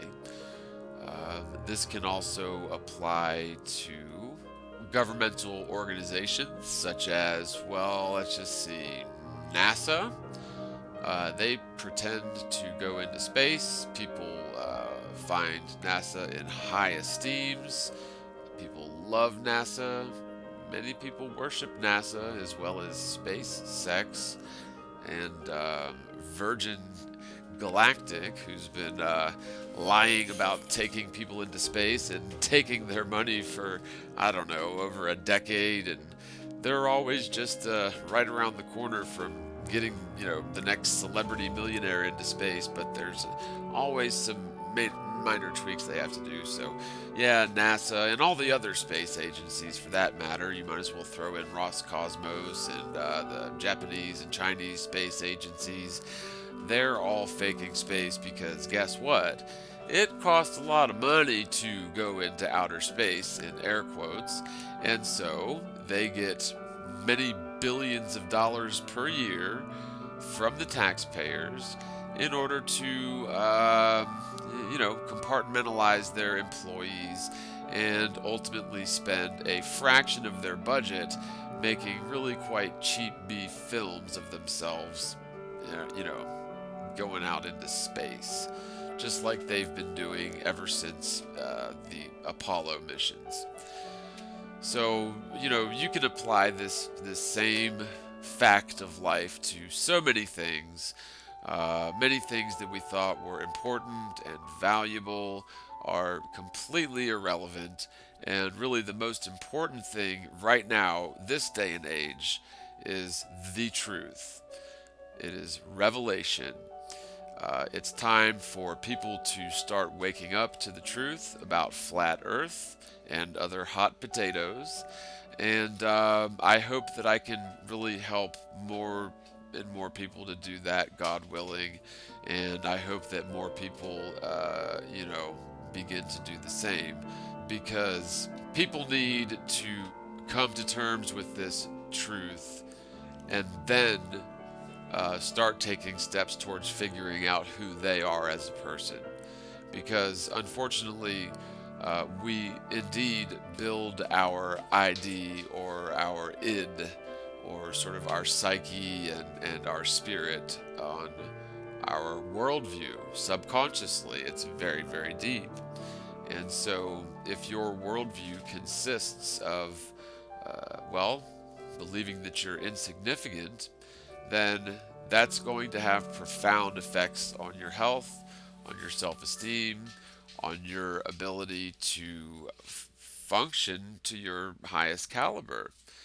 And that's one of the biggest, reliefs, and one of the most beautiful things about realizing the truth about the stationary plane Earth is it really does put a lot of meaning into life itself, and it puts a great deal of meaning into human life, especially because we are unique in the quote unquote animal kingdom, if you will, in many regards, in terms of we're self aware, we're able to ponder right and wrong, communicate.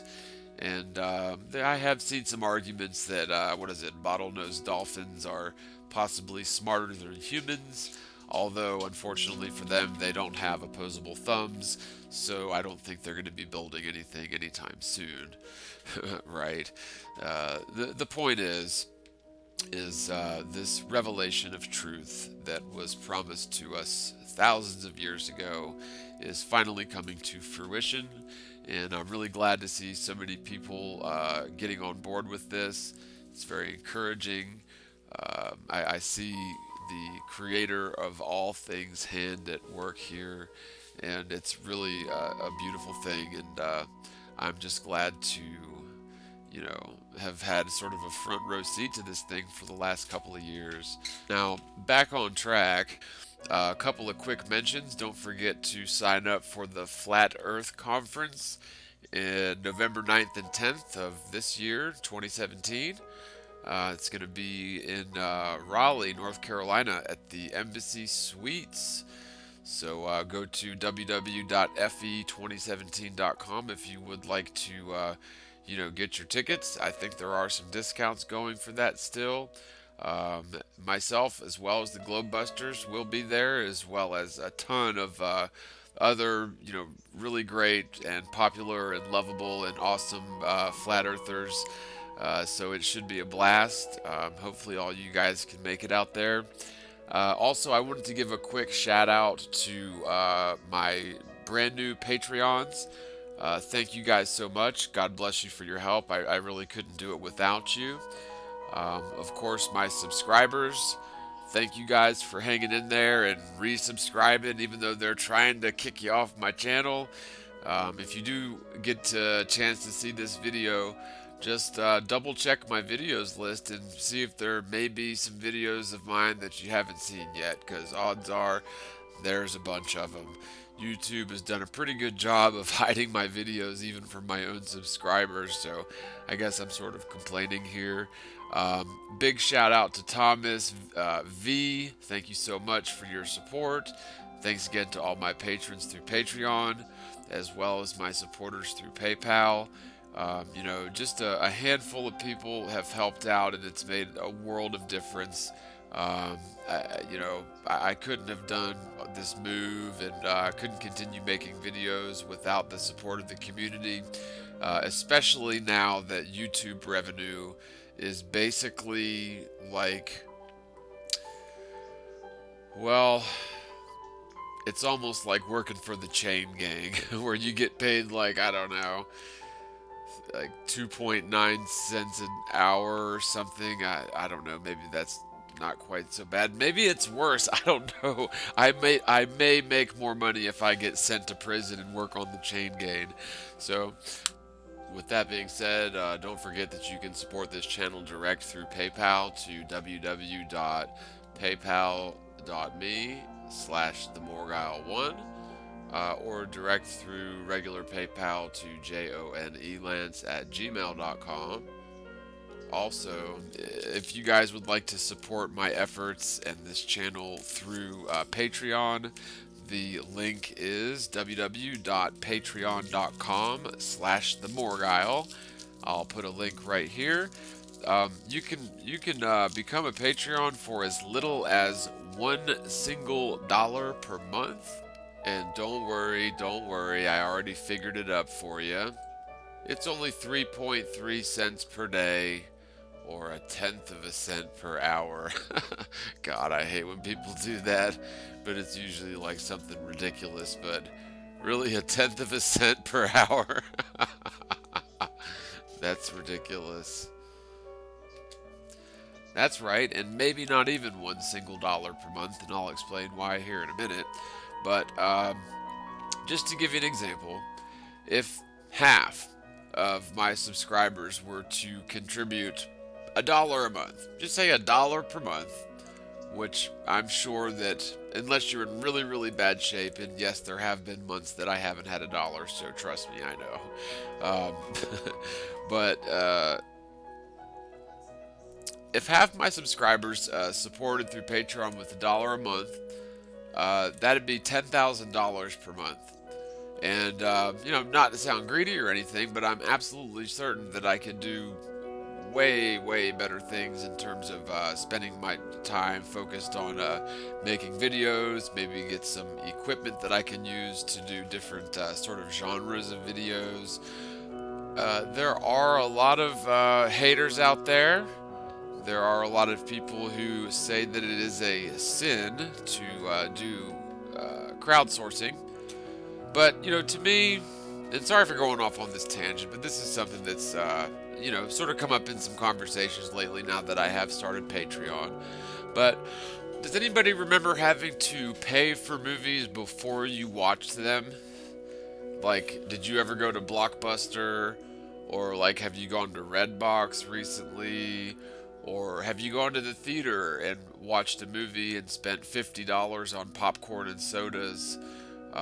If so, raise your hand if you've ever rented or paid for or watched a movie that you spent money on that you absolutely hated, that you really didn't like, and you really wished you could get your money back, or probably in many cases you wished you could get your 2.5, 3 hours back that you wasted on the awful movie that you hated but you spent your money on.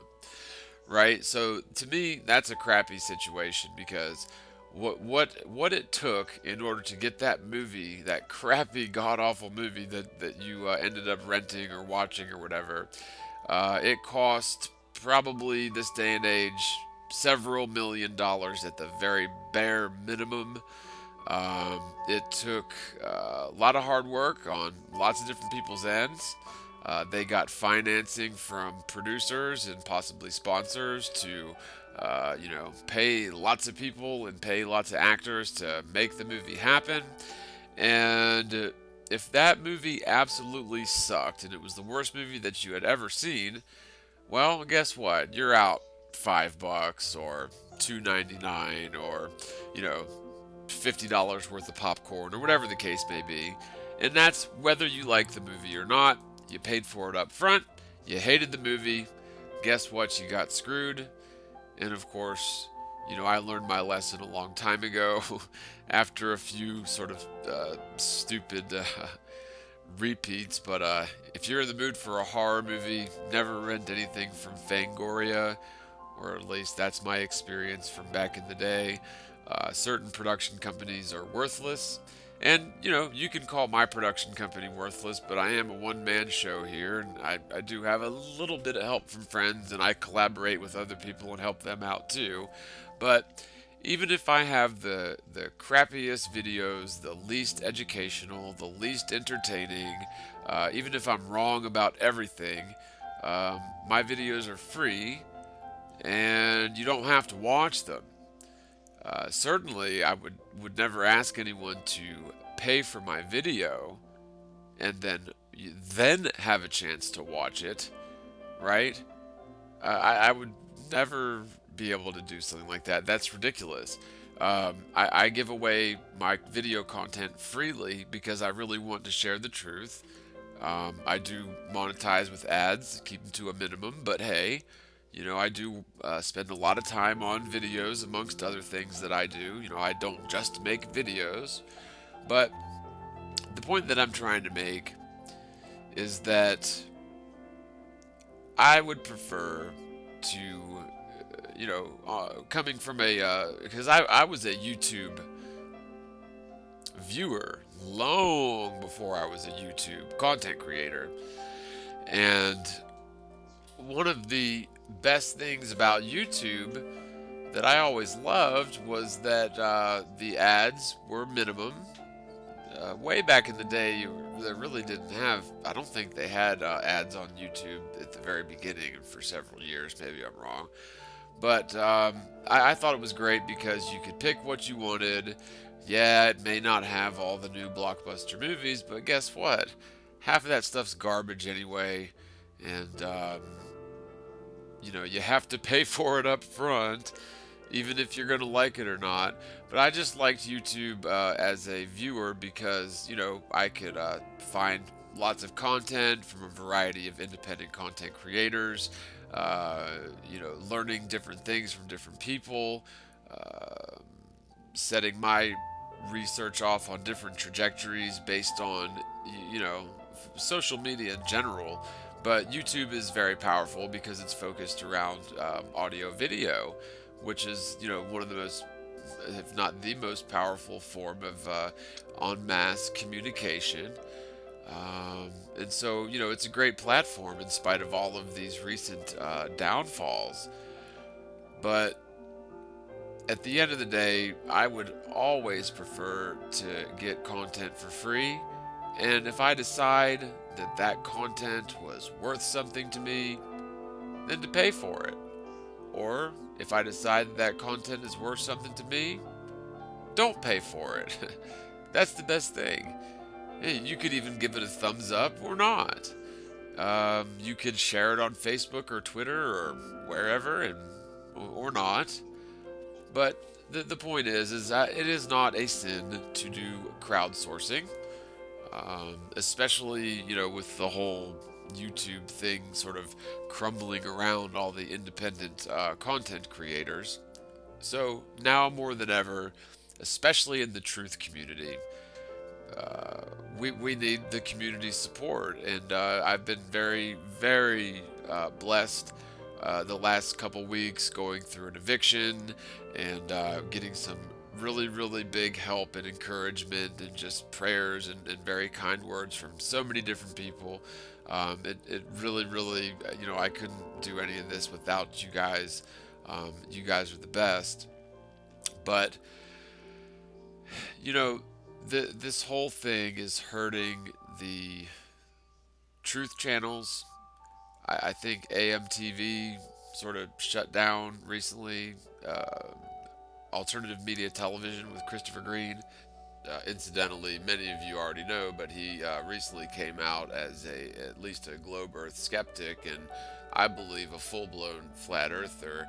And as a matter of fact, I sort of smelled it around January when he did one of sort of a New Year's resolution sort of speech.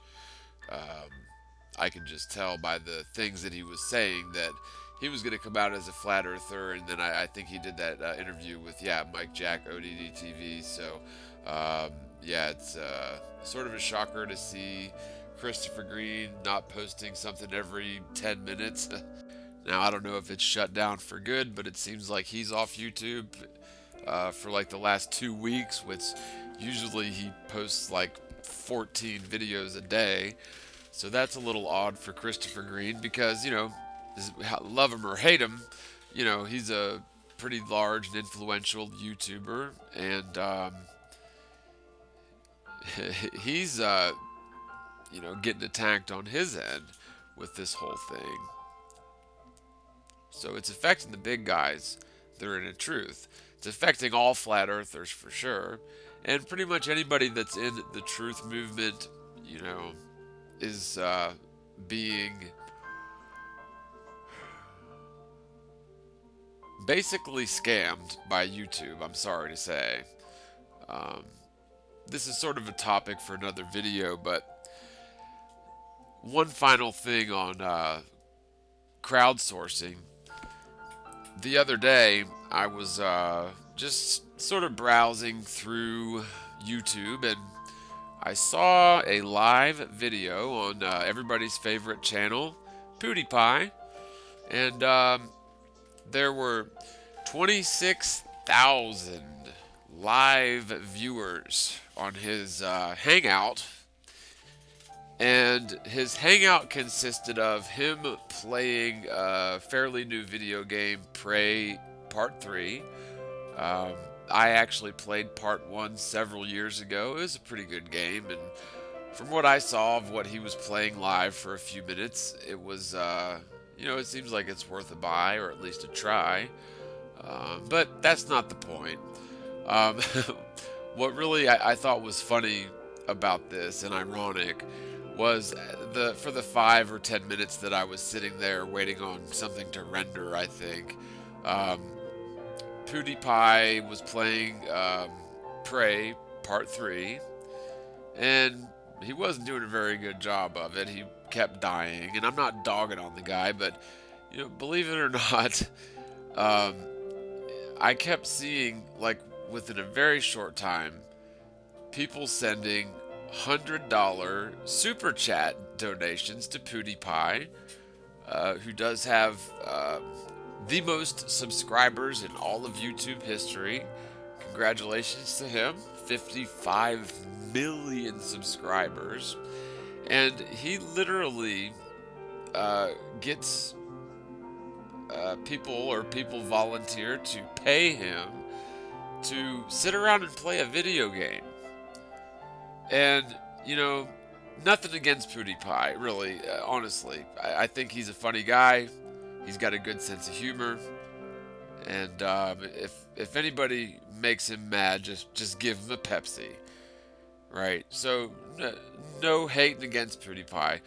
But, it's just so ironic that somebody who's basically not doing anything except playing a video game, and 26,000 people are watching him do it live as he dies over and over and over again. And Prey is a pretty hard game. Part 3 seemed pretty hard. But for someone to crowdsource that sort of effort, I mean, it's their money. They can do whatever they want with it. I'm not hating on them either. That's great.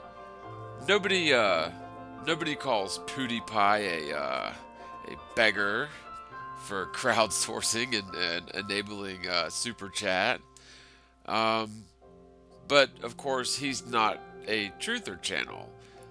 He does some, maybe sort of satiric news sort of things, and of course, he does play live video games, and 26,000 people watch him do it, which is just crazy. And not only that, but literally like hundred after hundred after $100 were being put into his super chat. And to me, that's great. And I'm glad that somebody can be successful doing what they love, really. I think that's great.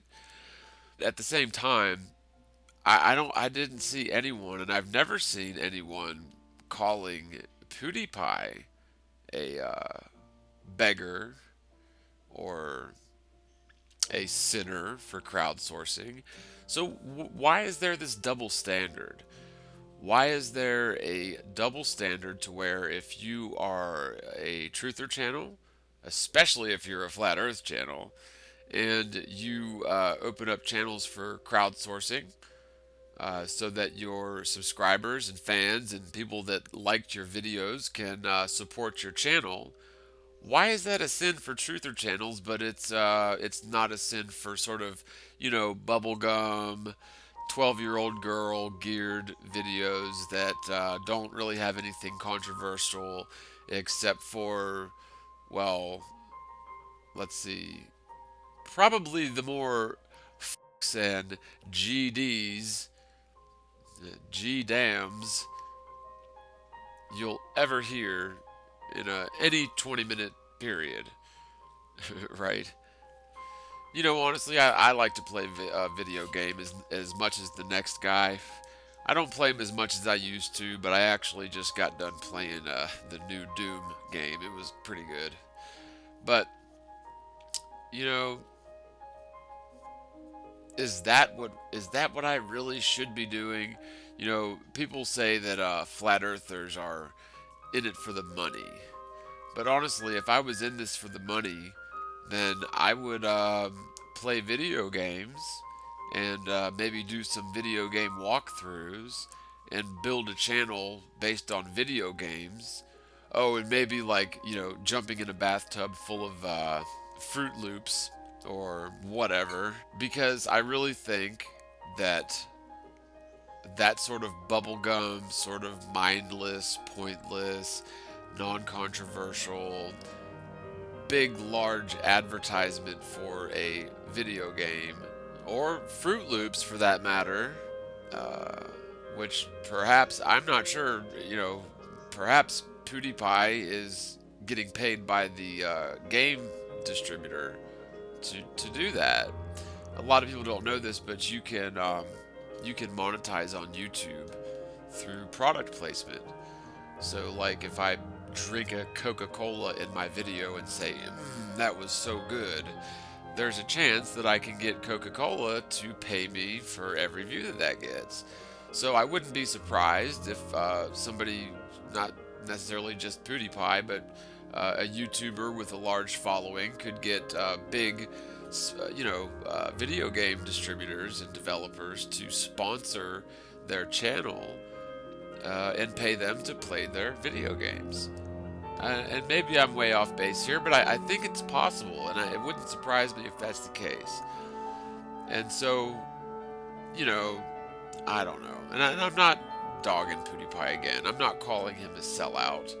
But personally, I would feel like a sellout if I made videos that were just strictly to, make money for me and try to get as many subscribers and likes and friends and such as I can. And trust me, becoming a vocal proponent for flat Earth will lose many, many more friends than it will gain you. Trust me. But the point to all that was that I don't do flat Earth videos for the money or for fortune and glory and fame. Trust me, because that is like really like the worst possible thing you can do if you're after that sort of thing. Trust me. I do static plain truth videos to help people to understand the truth. Even if it takes me 150 people to call me names and attack me and threaten me, just to find one single person that'll listen and think about what's being discussed and then go do their own research and make their own decisions. That's why I do this. Now, I'm not going to complain if I can, make a little bit of money on the side doing this, but like I said, frankly, truther channels are being basically dismantled systemically by Google, YouTube, Alphabet themselves. And so it's really just a matter of time before you start to see, I mean, God forbid, but I'm really starting to see some big names drop out of YouTube. I'm not talking about Brian Mullen, I'm talking really more specifically about Christopher Green from AMTV. And by the way, Brian Mullen did not deactivate or did not shut down his channel. He just deactivated it temporarily, so it is coming back up. And the Flat Earth Conference is still going on in November. Um, but if I can do what I enjoy, which is helping people to understand the static plane truth and make a little bit of extra money doing it, then oh, I'm a sinner taking advantage of people, right? But that, of course, that's because I'm a truther talking about flat Earth. If somebody, and I'm not going to say any names, um, broadcasts themselves playing a violent video game for hours on end um, in front of a live audience, well, why doesn't anyone call those sorts of people out for being, you know, sinners and sellouts? And, you know, we're about to wrap this up, but, and I'm sort of droning on about this um, because it's just, to me, it's just amazing what this world has come to. Uh, Video games are, they can be fun. I like to play them, but I never imagined a world, honestly. Like, if you would have told me 10 years ago that YouTube would host live events where almost 30,000 people tune in live to watch some guy or girl or whomever play a video game. Like, I don't understand. It doesn't make any sense to me. It really doesn't. And, if people want to support that sort of channel, that's totally their prerogative. And you know, I hope they give them $200 if that's what they want to do.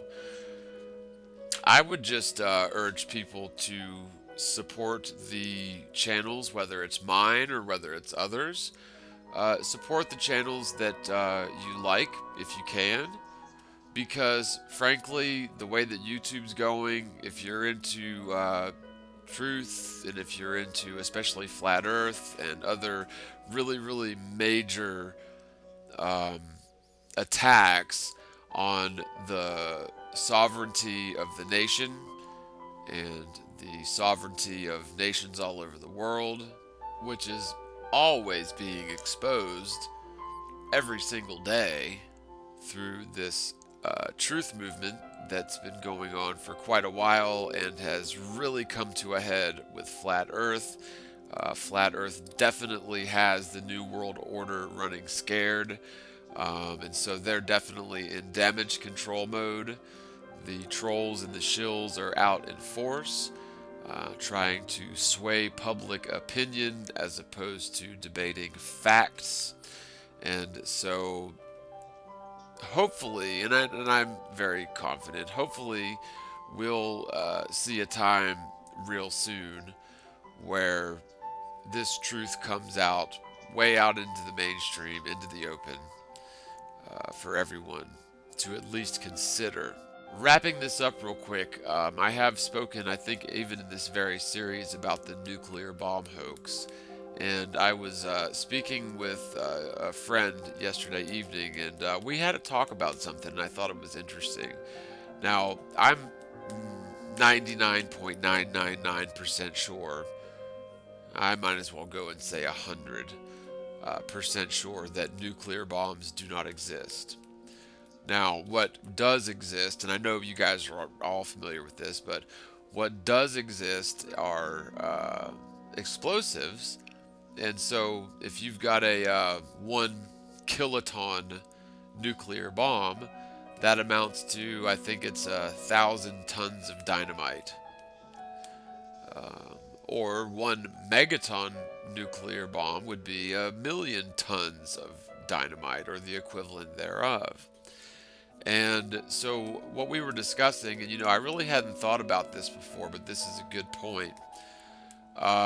Let's just say, hypothetically, the shadow government, or we'll just go ahead and say terrorists, even though we all know who the terrorists are in this country, and it certainly isn't the innocent people over in the Middle East trying to put their lives back together after the United States imperialism over there for the last 15, 16 years or so, using every dirty trick in the book that the CIA has, everything from economic hitmen to puppet governments to bogus foundations like the Clinton Foundation who take advantage of tragedies, central banking schemes using fiat currencies, and of course fractional reserve scam, or the Rhodes Scholar Foundation, the blood diamond guy, Rhodes, yeah, same guy, same foundation. Slick Willie Clinton claimed to be a Rhodes Scholar, but if I'm not mistaken, that was under some sort of inquiry. I'm not sure whatever happened with that, but anywho, the point to all this is that although I realize nuclear bombs don't exist, they can be sort of forged, almost to scale, I guess you could say. For example, if you were to take, like the military did way back during the after the Manhattan Project, they would take literally thousands and thousands of tons of TNT or other equivalent explosive, but many thousands of tons of explosives, and light them all up at once. And guess what? You've got your nuclear looking bomb with the mushroom cloud and all, and it would even leave over some radioactive residue. Radiation would stick around after any explosion of that caliber. Although they don't have the ability to light off a nuclear bomb, certainly not in a single warhead, and certainly not in a suitcase, they do have the ability to forge an atomic bomb. And so this is just sort of a prediction, and again, I'll just go ahead and give credit where credit's due. The dude I was speaking with last night, Mark B., really, I had never thought about this, but there's a very good chance, and this is just sort of a prediction. I'm not going to say it's a prophecy, but let's just say I wouldn't be surprised if these terrorists were to light off thousands of tons of TNT in a single place in order to essentially pull off a false flag and blame it on North Korea, or blame it on Russia, or blame it on a suitcase bomber, when in reality, the only way that you're going to get 1,000 tons of TNT to explode is to stack up 1,000 tons of TNT and explode it. And that's totally doable. And if the shadow government, or, well, let's just say the terrorists, if they were to do something like that, it would make flat earthers lose a lot of credibility. It really would, because as convinced as I am, 100% convinced that nukes don't exist, they can obviously, do something similar using low technology. However, it would achieve the same effect. And with that being said, I know I sort of got off on a tangent here, but I just want to thank you guys for watching. If you would like to support and become a patron on Patreon, it's www.patreon.com/themorguile. And again, you can support it for as little as $1 per month. And if you prefer to support this channel through PayPal, there's a direct link. It's www.paypal.me/themorguile1. Or you can do a direct PayPal transfer to jonelance@gmail.com should you so desire. It's definitely not obligatory. It's totally up to you. I won't think any less of you if you decide to never pledge $1. I promise. I love you all the same. For those of you who would like to support, it's every little bit helps, even if it is just $1 per month. If half of my subscribers pledge that, then I could do videos full time and actually increase my production capabilities. But I just wanted to thank all you guys again for watching. Special thanks to my Patreons, all you guys that have supported me through PayPal through these trying times. Again, I couldn't do it without you guys. Thank you so much for watching. God bless you all. Spread the word, spread the world, and peace.